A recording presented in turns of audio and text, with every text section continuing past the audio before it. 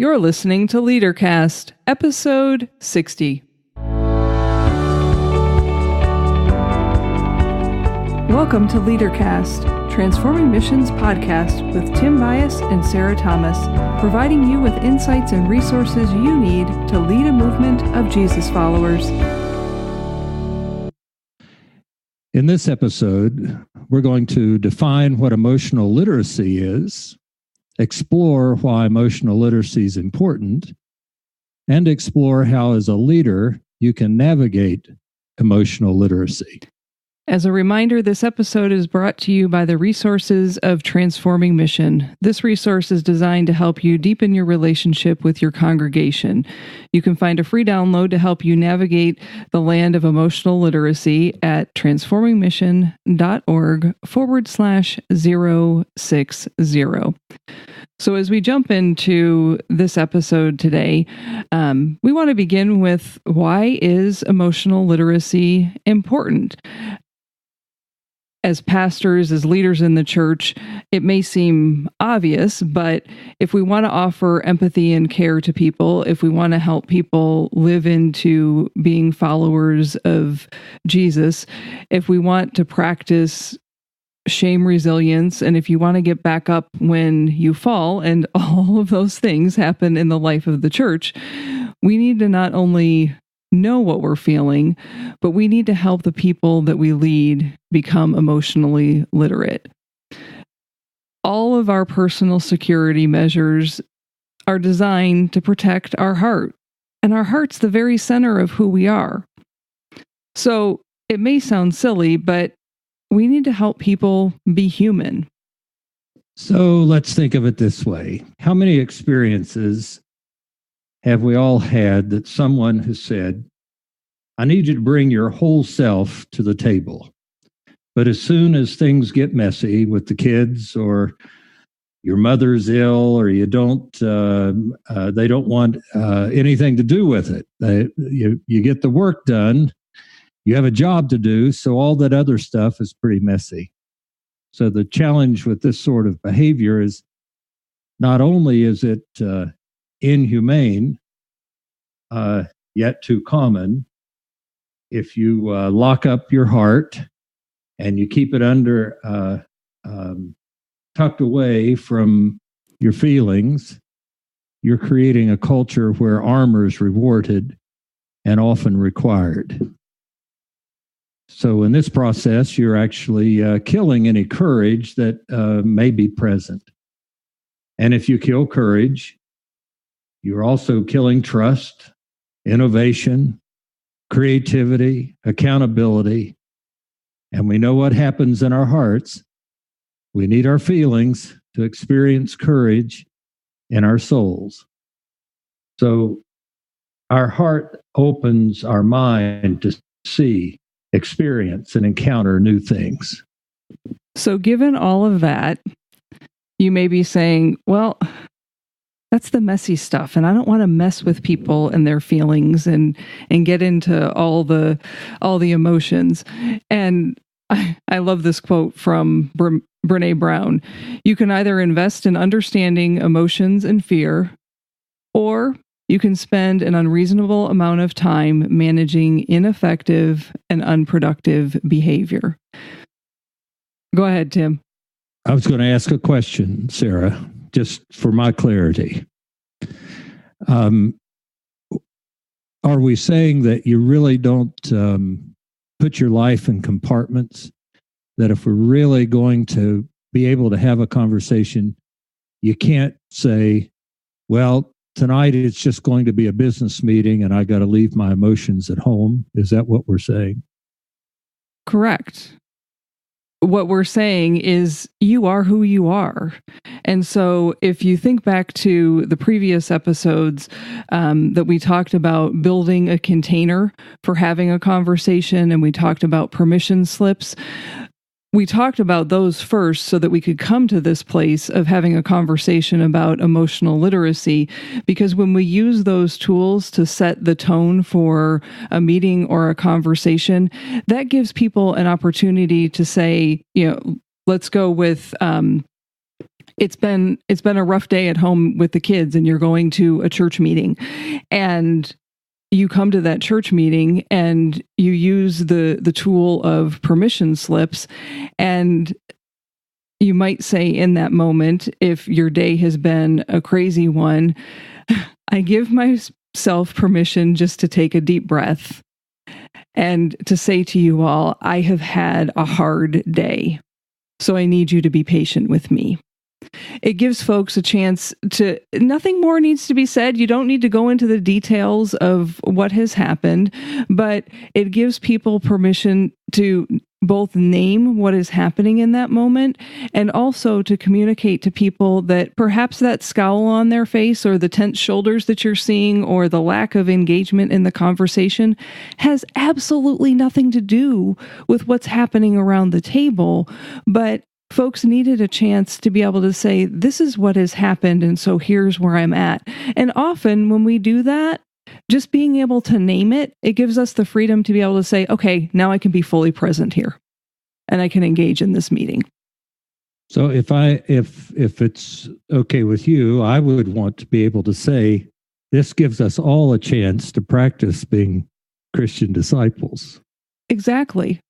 And so, what happens if, the chair of your leadership team comes and they've spent the day in the hospital with a sick child or a sick parent or a sick loved one, or even as a pastor, if you have been making hospital calls all day and you're carrying around the weight of what is happening in the lives of the people in your local congregation, no, you may not be at liberty to share all of the details. And please, that's not what I'm saying. But you may say, you know what? I have spent the entire day visiting folks in the hospital. And we have some folks that I just need to name their names before you because we need to hold them before God and hold their families in prayer, and the doctors and the nurses that are caring for them. It gives everybody a chance to say, okay, here are some people that we all need to be caring for. It gives people a very practical way to say, okay, here are the people that we need to be praying for. And so the moments that may seem like, oh, that's just one more thing we're going to do in a meeting, really become the opportunities to build the relationships with one another so that you can deepen your relationships as a community, but more importantly, with who Jesus is inviting you to be as a follower of Jesus. And it also gives us an opportunity to bring head and heart together so that as we step into whatever work we need to have, it's just a matter of again, of putting things in different categories, but working holistically, in being a Jesus follower and helping the church connect to the community and caring for people. We can go down the list. And as I think about conversations that I have had with people, that you might find yourself frustrated because something's not getting done, or you thought that you were farther along on a project or a ministry, and then you have a conversation with the person that was leading that up, and you find out that they weren't avoiding getting the work done, they weren't delaying it, they had a million other things happening in their life. And simply taking that moment to ask the question, how are you? What's happening? How can I help?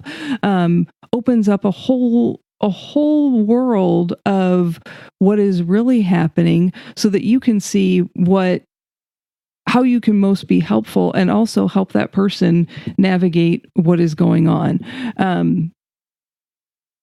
So we've said it before, but I think this is the place where if we don't ask and spend the time helping folks to both give either with permission slips or building a container for the conversation that you're having, you're going to make a whole lot of leaps about what people are thinking, feeling, and how they're behaving. And in the end, you're going to end up spending more time having to manage around people or backtrack because something unproductive is happening because you haven't spent the time. So all of those things are reasons why emotional literacy is important. And again, we've been talking for several episodes about rumbling with vulnerability. Emotional literacy is part of being able to rumble with vulnerability. If we're going to share our heart with people, that's an act of vulnerability. With you saying that, let's go deeper into this and let's just talk about what is emotional literacy and maybe some examples of that. Pretty clearly, what emotional literacy is, it's our ability to recognize our feelings, to name our feelings, and to describe what's happening to us emotionally. Okay, Sara, why don't you tell us what you're feeling right now? So I'm not going to tell you what I'm feeling right now. I'm going to tell you what I was feeling when we were preparing for this episode. And I'm only doing that because I think it's a wonderful, it's a good illustration in terms of what happens with our feelings. I was frustrated. I wasn't frustrated because we were preparing for the episode. I was frustrated because it takes me much longer to get projects done than I ever expect them to. I stink at estimating the time on projects. I stink at estimating how much time it's going to take me to work through preparing an episode for Tim and I to sit down and have a conversation and refine it, and then to go back and edit it again. I stink at that. And so I was frustrated. And when I get frustrated, I often keep pushing, and I'll try to push through the frustration instead of taking a step back and just pausing for a minute. And the image that comes to mind for me of that is when I was a kid. I have an older brother who is 4 years older than me. So he was always bigger and stronger than me. And part of his job was helping me to develop a sense of humor in my life, because he was always teasing me. That's the job of big brothers, right? And so there would be times that I would, try to go after him. And he would simply take his arm and reach out to me and place his palm on my forehead, literally, physically holding me back. And I would do what I just described to you when I was frustrated. I would keep pushing forward. Now, the reality was I was never going to be strong enough and big enough to break through his arm holding me back. But all I needed to do was take a step back. And there was no longer a contest. He no longer had that power and strength over me. I just needed to take a step back. And that's what I need to do when I'm frustrated. But it's not what I naturally do.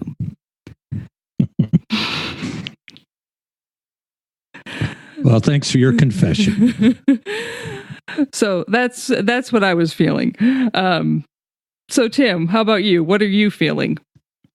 Well, on any given day, I can go through a whole lot of emotions, but maybe one that I would express now is gratitude. And it may seem strange. I mean, I can express gratitude for this podcast and for the work that I do. But most recently, in trying to find pastors, assessing the assets, the needs, the skills, the potentials, and bringing pastors and churches together, sometimes I feel stuck. And it's not, and a little different from what you were just saying, I'm not trying to push through because I can't. I can't make those things fit.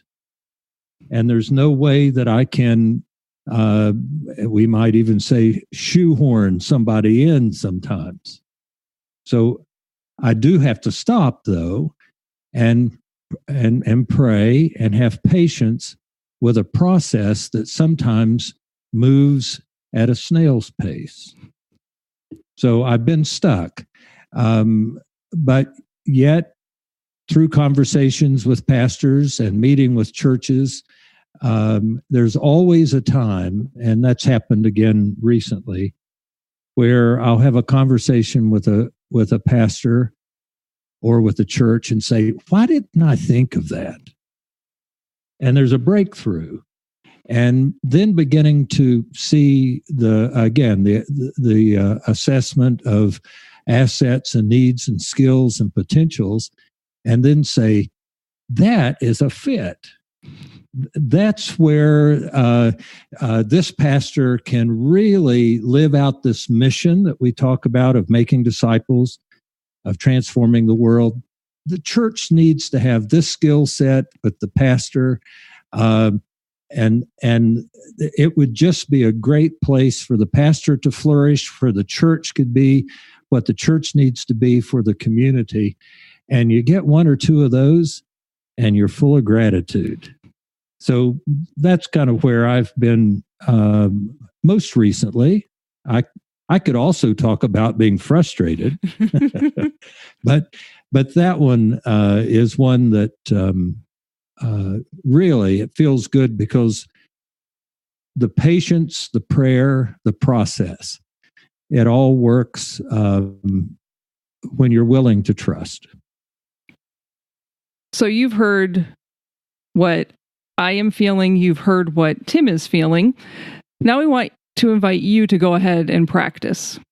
What are you, yes, you who are listening to this episode, feeling right now? Can you name that emotion in one word? Then, after you've named it, describe what's happening inside of you. You might need to hit pause and then come back to us. And if you're thinking to yourself, I'm not sure what I'm feeling, try this scenario on.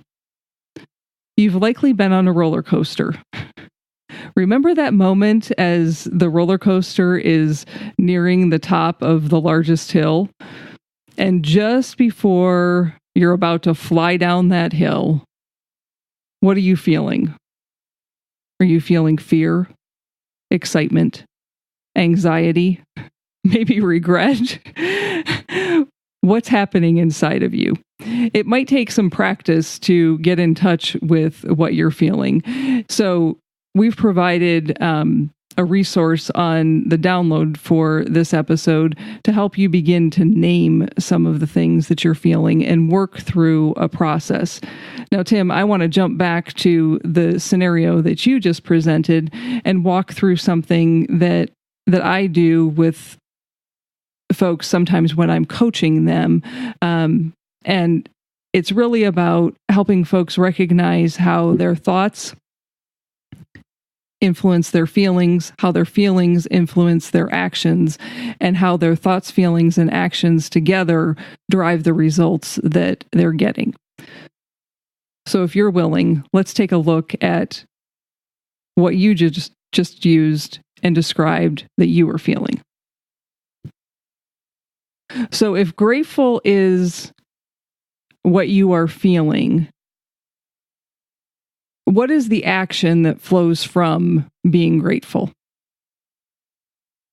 What will you do because you are grateful? Besides jump up and down and cheer, it gives me an opportunity to, in the larger process, it gives me the opportunity to then move forward with making connection. In this instance, pastor with church.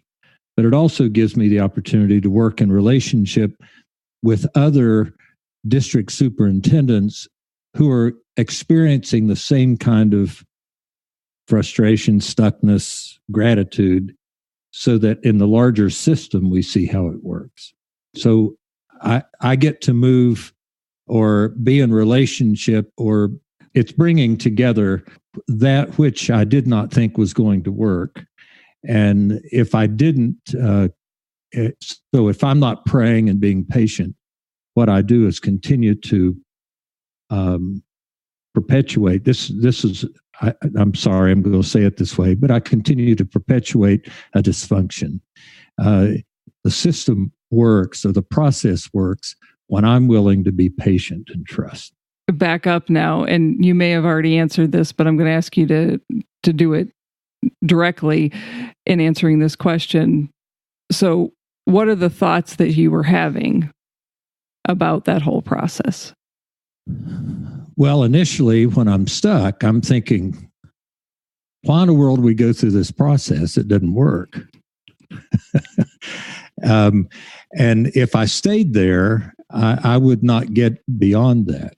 But initially, that's kind of what it's a reactionary thing. But when I respond, it's not trusting process as much as it is doing the work of being able to say, here's what we have on the table: assets, needs, potential, skills, and here are the places that can meet those. So after I get past the initial frustration or stuckness, then there's a place where you get to say, this might work here, or this might work here. And then having conversation, it all comes to a place, you're not trying to convince somebody of something. What you're doing is trying to discover something. So I want to unpack what Tim just named there, so that those of you that are listening understand why I asked him the series of questions that I did. Tim just identified how he changed his thought. So he went from thinking that this wasn't going to work and this process doesn't work, to choosing to think, this process works when I stay focused on what the mission is, and when I stay focused on what God is saying to me and open to what is happening in and through this process. The feelings then became, in the first scenario, your first thought of being, this doesn't work, the feeling that was associated with that was frustration. But when the thought changed, you moved to a place of gratitude, because you could now see and experience something different. And both of those led to different actions. So our thoughts produce our feelings produce our actions, and our thoughts, feelings, and actions then lead us to the results that we want to have. So if you have stinking thinking, if I can say it that way, you're going to also have crappy feelings. You're not going to feel good. You're not going to see the possibility about it, and you're likely going to be stopped in that process and not do anything. You're going to get stuck. And so we have to keep going back and asking ourselves. So when we become aware of what we're feeling and we can name that, then take a step back and ask yourself the question, what's the thought that I'm having about that? And once you can name that, then you can say, okay, this is why I'm feeling that way. And guess what, folks? You have control over what you're thinking. You can choose to change how you think about something. That is your choice. God has given you a brain and the ability to think. That is one of the beautiful things, the beautiful gifts that we have. So if you move from your thinking to your feeling to your action, wherever you enter into that, you can either back up and ask yourself, so we started with feelings, I moved to action, and then I backed up to thoughts. But the process really follows this flow of your thoughts produce your feelings cause your actions or inactions. And so stop and ask yourself, is this a thought I am having? Is this something that I'm feeling? Or if you're stuck, back up and ask yourself, okay, what am I feeling? And what are the thoughts that I'm having? And then ask yourself, what are the thoughts that I want to have, and how do I want to feel about this? Because you probably want to have different results. What you've just helped me see is part of who I am. I don't know that I would have named it without hearing you say it, but anytime I get stuck, the first place I go is back to the mission.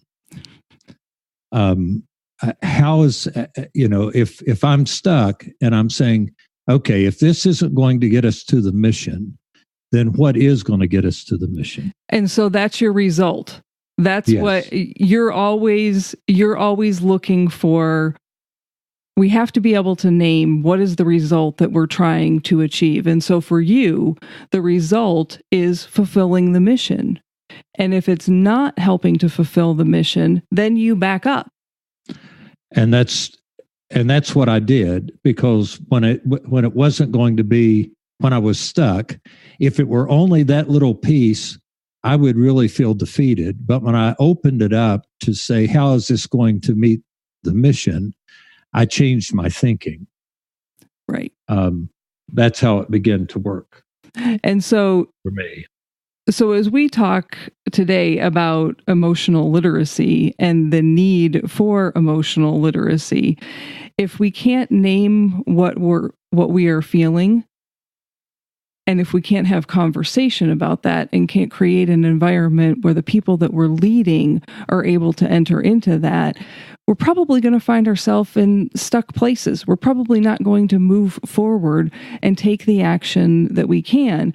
But just the example that Tim just shared with us of shifting the way that he was thinking also shifted the way that he was feeling. So guess what? He could move to action and end up in the place where he was getting the results that he wanted, or at least taking a step towards the results that you wanted.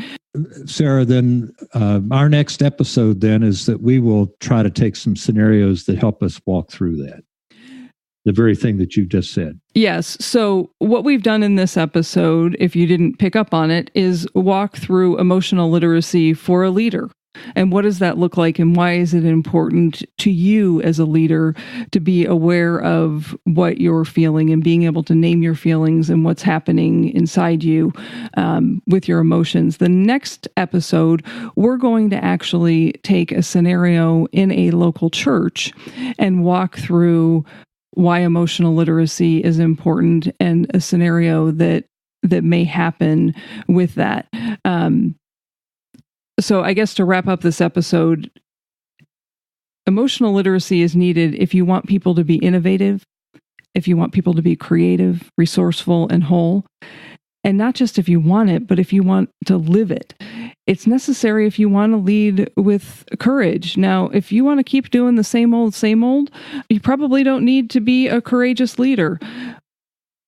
I don't know how in the world that we live in, if we're going to invite people into a relationship with Jesus, that we could kick courage to the curb. I think we need to lead with courage. Any other thoughts, Tim? Or maybe feelings? Well, when I bump into courageous leaders, I experience gratitude all over again. You and I know, and I think the people who listen to us know, that we live in a time where we need people to step up and be who God created them to be, using their strengths and their skills to invite people into a relationship with the living God through Jesus Christ. And that happens in so many different ways. And what we're talking about is just in the way we relate to one another and have conversation. And it's just that it's not that simple, but it is simple. It's simple. It's not easy. That's good. So let me remind you that this episode is brought to you by Transforming Mission. We help Christian leaders deepen your relationships with Christ, the congregation, and your surrounding community. You can find the resources for this episode, including a downloadable worksheet to help you work through your emotional literacy at transformingmission.org/060. Now go lead a movement of Jesus followers. Bye for now.